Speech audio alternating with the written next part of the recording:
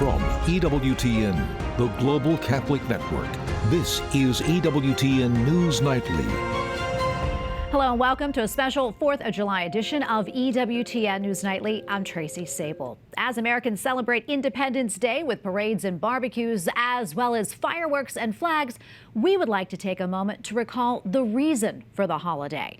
248 years ago, the 13 colonies ratified the Declaration of Independence. In it, Thomas Jefferson wrote, "We hold these truths to be self-evident, that all men are created equal, that they are endowed by their Creator with certain unalienable rights." A reminder that rights and liberties were not state-given, but God-given. In tonight's episode, we take a closer look at the impact of Catholicism on the founding of our country. We begin with patroness of the United States, the Blessed Virgin Mary, under the title of her Immaculate Conception. This Basilica of the National Shrine of Immaculate Conception was dedicated to Our Lady as the patronal church of the United States under her title Immaculate Conception. And it is the place where the country comes to invoke the intercession of Our Lady.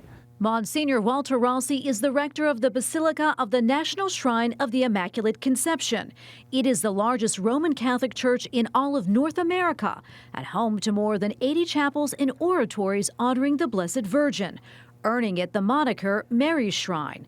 But long before the Basilica was dedicated to Our Lady, Monsignor Rossi says the Mother of God already had a presence in our country. From day one, when our country was founded by Christopher Columbus, you know that he landed in what is now Florida, and it was there that he not only planted a cross, but also brought an image of Our Lady.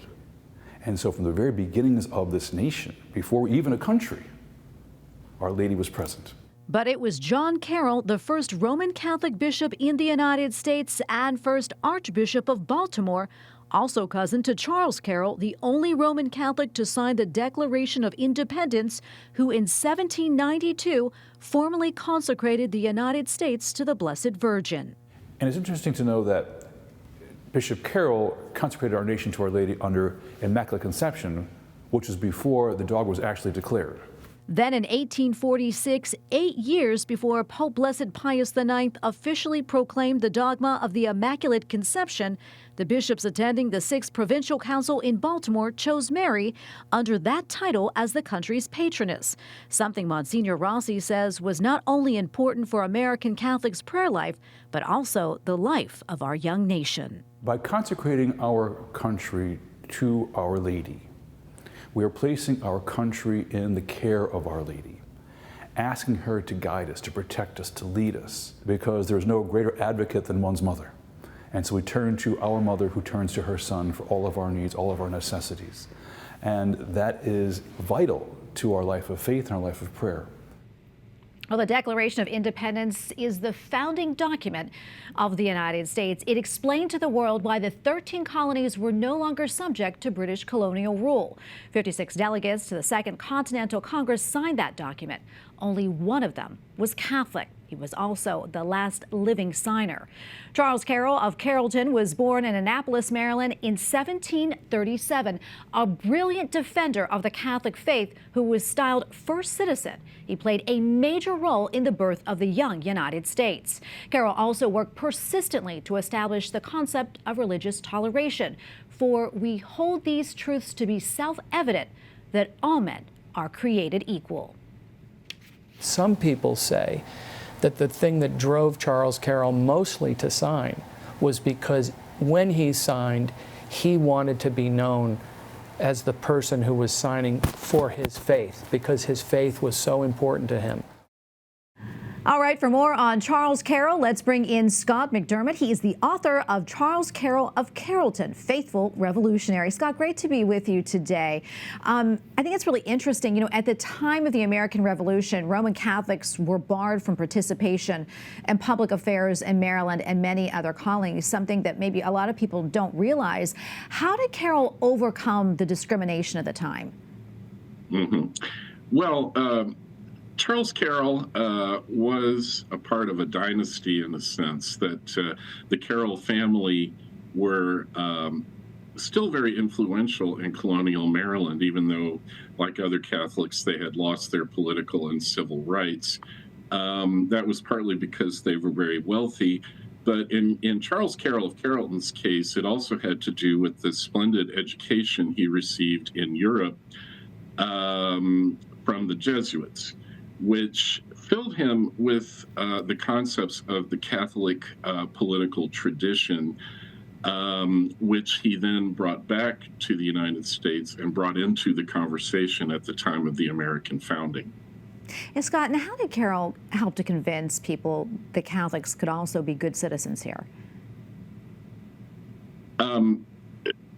Well, first of all, Charles Carroll was greatly esteemed because of the brilliance of his intellect, because of his deep care for the common good, which, of course, is the object of politics in the Catholic tradition. He was also a man of the Enlightenment, which enabled him to speak with and form close relationships with other founders like John Adams and Benjamin Franklin. So it was his ability to commit to the cause of American liberty while still remaining true to the foundations of his Catholic faith that I think made him such a significant player in the American founding. Yeah, Scott, what do you think was Charles Carroll's biggest contribution to the founding of the United States?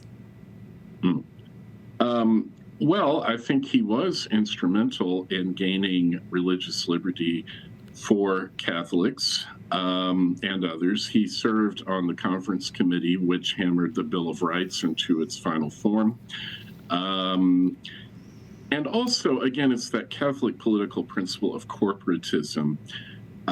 Carroll believed in a limited and mixed government of checks and balances in which different bodies within the state would help to guarantee liberty by checking and balancing each other. And particularly, he was interested in creating a strong Senate. He was in the first United States Senate. And in his design for the Maryland Senate, he created another corporate body, an electoral college, to elect the senators. And the approving comments made in the Federalist Papers about this invention of Carroll's make it clear that this electoral college was borrowed for our constitutional system of electing the president. In other words, we don't vote as individuals, we vote as part of these corporate bodies called states, and that helps to guarantee liberty. Yeah, and he was such a fascinating figure. But why do you think that he was left out of many historical accounts of the Founding Fathers? Well, he was never president, for instance. In a sense, he never attained the highest heights of political life in the United States, and that was partly because he had so many interests besides politics. But also, I think mainly this idea of Catholic influence on the founding has been invisible for a long time. And it's something that I think needs to have a hearing today, because I think it has the potential to really inform the debates that are going on in our republic today and hopefully resolve some of the issues that are troubling us. Absolutely. Scott, thank you so much for your time today and your insights about Charles Carroll. We really appreciate it. God bless you and happy 4th of July. Okay, thanks, Tracy. Same to you. Charles Carroll was a member of one of America's great colonial families. His cousin, John Carroll, as mentioned, was the first Catholic bishop in the United States. At the time of his appointment in 1789 as the first bishop of Baltimore, there were only 30,000 Catholics, and his diocese stretched across the whole of the young United States. By the time of his death in 1815, Baltimore was America's first archdiocese, and the Catholic population was growing swiftly. And for more on John Carroll, let's bring in Dr. Charles Reaper. He is professor of history at Catholic International University. Dr. Reaper, good to be with you today. First off, could you tell us a little bit more about John Carroll and why he became a priest? Well, Carroll, of course, was a member of the Carroll family. that had immigrated from Ireland to Maryland in the, I'd say latter part of the 16th, rather part of the 17th, early part of the 18th century. They were members of the Catholic gentry in Ireland, and had to leave because of just how increasingly difficult things were getting, what with the Glorious Revolution and all. And as a young man growing up in Catholic Maryland, his educational prospects were rather limited, so he was sent by his family to the College of St. Omer in what is today the Low Countries to complete his education there, St. Omer being the Jesuit college, the English Jesuit college, that is. And his brother Daniel would be sent there along with his cousin Charles as well. And this college, St. Omer, of course, was founded during the Counter-Reformation as a place to train Jesuits to undertake ministry in Reformation-era England. And of course, that was extremely dangerous.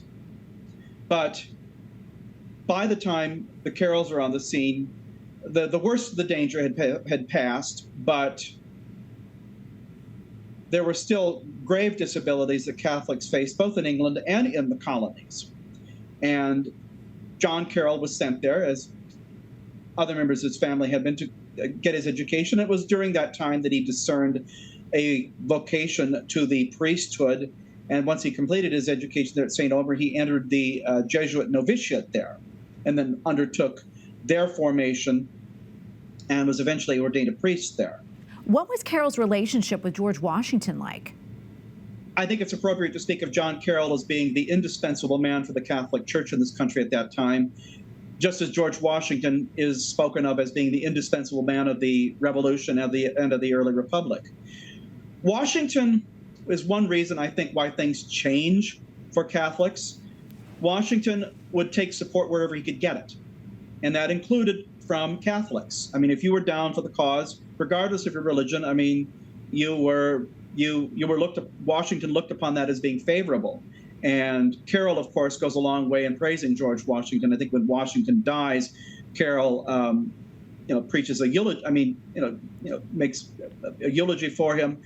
At the same time, Washington expresses his gratitude for Catholics in a letter to Carroll's brother Daniel and to Thomas Fitzsimmons, both of whom had signed the Constitution, as well as Dominic Lynch, another prominent Catholic layman, expressing gratitude for the support. We know that the Washingtons also hosted Catholics visiting at Mount Vernon, for example. So it's a much more favorable climate in that respect. Yeah. And what would you say was Carroll's legacy, and especially for American Catholicism? Carroll's legacy is to put the church on a solid institutional footing. And Carroll, in doing this, he has two needles to thread. On one hand, he has to assure the authorities back in the Holy See that American Catholics are good and faithful Catholics. Carroll has to also assure the broader American public that Catholics are not subversives, that they are, in fact, good, solid Republican American citizens. And in doing this, in trying to placate both people, sets a pattern that his predecessors follow. We see in the 19th century Archbishop Spalding when he has to respond to Pius IX's Syllabus of Errors. Well, Dr. Reaper, thank you so much for coming on and sharing all of this with us. Really fascinating stuff. We appreciate it. God bless you. And so to come here on this special July 4th edition, we introduce you to the United States' first native-born Catholic martyr. It's a tremendous honor for us to have him as a brother and as a son of our state, and be inspired by him. Yeah. And we bring you to the oldest Catholic church in the original 13 colonies.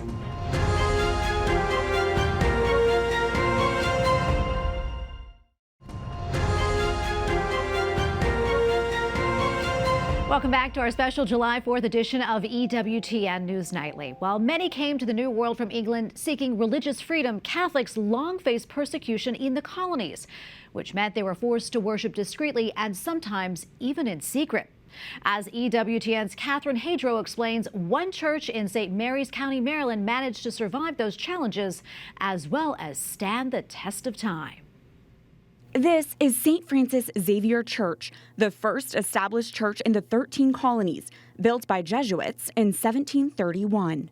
It was built during a time when there was a lot of persecution of Catholics in Maryland. Catholics were not allowed to build churches.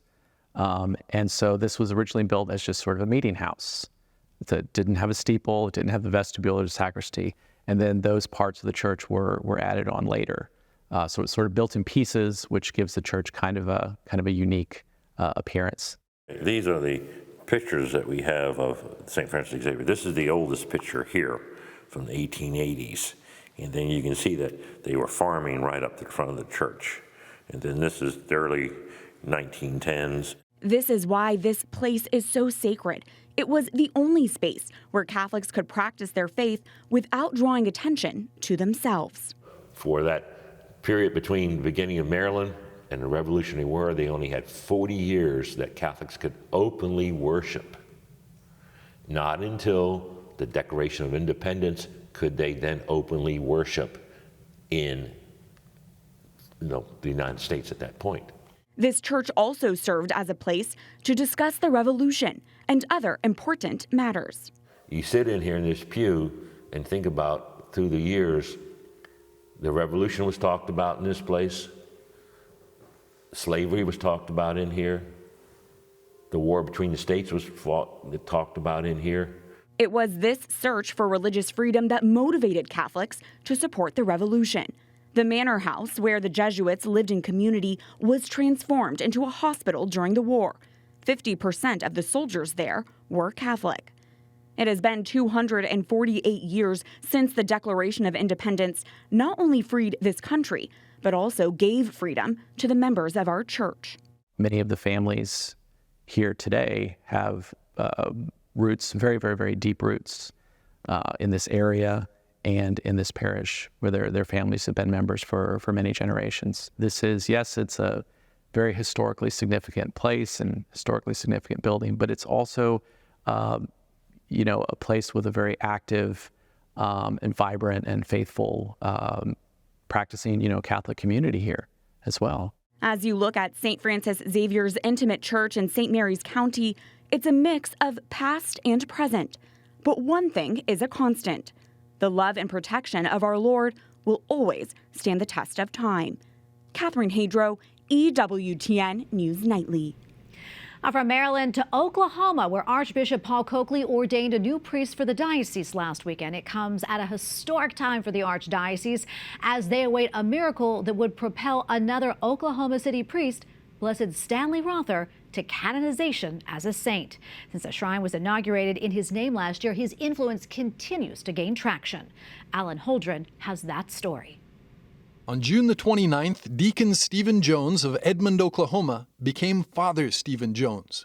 At this very church, Oklahoma City's Our Lady of Perpetual Help Cathedral, back in 1963, Father Stanley Rother, the United States' first native-born Catholic martyr, was ordained a priest. Just to share in the priesthood of Jesus Christ with Blessed Stanley Rother, it's a great honor and a privilege, and just to be brother priests with Blessed Stanley. Yeah. Blessed Stanley Rother's witness moved Father Stephen to consider the priesthood himself.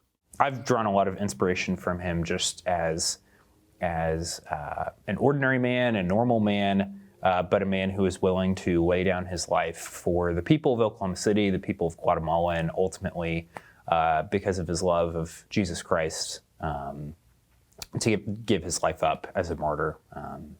Remarkable. Rother was beatified in Oklahoma City in 2017 after the Vatican declared that he was killed out of hatred for the faith in 1981 in Santiago Atitlan, Guatemala, where he was serving as a missionary. Today, his life is memorialized on the walls of a relic chapel dedicated to him in the cathedral. This same cathedral saw another important celebration in February of last year. Blessed Stanley's remains were brought here for a prayer vigil before being laid to rest in a new archdiocesan shrine dedicated to him. The casket wheeled into place, led by current Archbishop Paul Coakley and other men that have been moving his cause for canonization forward since 2007. Blessed Stanley Rother's own family members prayed here that evening and reminisced about Uncle Stan. We've learned a lot since his death and since we've grown up, and it's amazing looking back at the stories of people have told, and it's amazing. In the wee hours of the next morning at the massive new shrine church complex dedicated to him, Blessed Stanley's mortal remains were put in their final resting place, a beautiful little chapel that remembers Rother and other martyrs for the faith. The shrine is a fitting tribute to the first American-born Catholic martyr and blessed, and an inspiration to everyone, not just future priests, as they pursue their vocations. Its presence here in the Archdiocese just points in a deeper and more prominent way that actually it's not just, sainthood is not just for, and it's not just the end for a few very holy individuals, but it's the end to which we're all called and to which we're all invited to cooperate with the Lord in each of our own unique calls and paths to end up at the same place as brothers and sisters of the Lord in heaven as saints. The newly ordained Father Stephen and so many others are now praying for an additional gift from Blessed Stanley, a miracle through which the small-town Oklahoma priest might finally be recognized as Saint Stanley Rother. Alan Holdren, EWTN News Nightly. Up next on this special July 4th edition of EWTN News Nightly, lawmakers share what Independence Day means to them. Well, it's the greatest holiday. It means to me the promise of America. We're almost at 248 years of the birthday of this country, which is this year. And we'll show you some of the most iconic pictures of the July 4th holiday at the White House.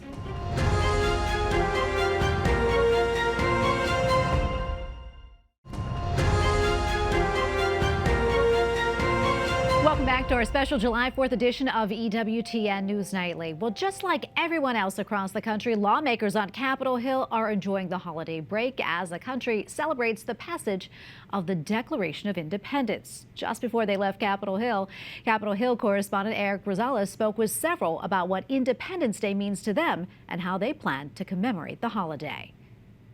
Today we celebrate America's independence, a day that has great significance to lawmakers on both sides of the aisle up here on Capitol Hill. I asked a few of them how they plan to spend the day and what they hope Americans will reflect on during this holiday. I'll be home with the family. I tell you, that's an important day. I think people dismiss that more of as just a holiday where people can go to the beach or the swimming pool or cook out or whatever. They need to really remember we're almost at 248 years of the birthday of this country, which is this year. 248 years. A democracy or a constitutional republic has never made it that long. We are here as a nation, a great nation, because of the providence and protection of God Almighty. And He has His hand over us. And whether you're Catholic or Protestant, I think we all share in the deep faith that Jesus Christ is King. And when I celebrate the 4th of July, I celebrate the independence from tyrannical government. Congressman Darren Soto says it's important to remember the work of Catholics in founding this great nation. You know, when we look at 4th of July, it's important to note that Catholics were here since the founding of this nation beforehand, and we made major contributions and continue to do that. Others agree and say it's a time for family. I'm going to be celebrating with my family. All my family's coming in town, so we're going to be here. We're going to sit up on the Capitol steps and watch the fireworks and remember so many of our family members that have served in this country and just celebrate being an American. Well, it's the greatest holiday. It means to me the promise of America, and I think about all of the people who have sacrificed for our freedoms, the people who continue to wear the uniform to defend our freedoms, and I spend it, as I often do, with my family, just being grateful for my blessings, for my family's blessings, to be part of this great country. Many add that this is their favorite holiday, especially spending it here in Washington, D.C. along the National Mall with all the pomp and circumstance. At the Capitol, Eric Rosales, EWTN News Nightly. Happy 4th of July. Well, the White House often hosts a huge celebration on the 4th of July. It's a tradition dating back over 200 years. Stuart McLaurin knows that history more than most, and he serves as the president of the White House Historical Association. He gives us a reflection of Independence Day at the White House in his own words.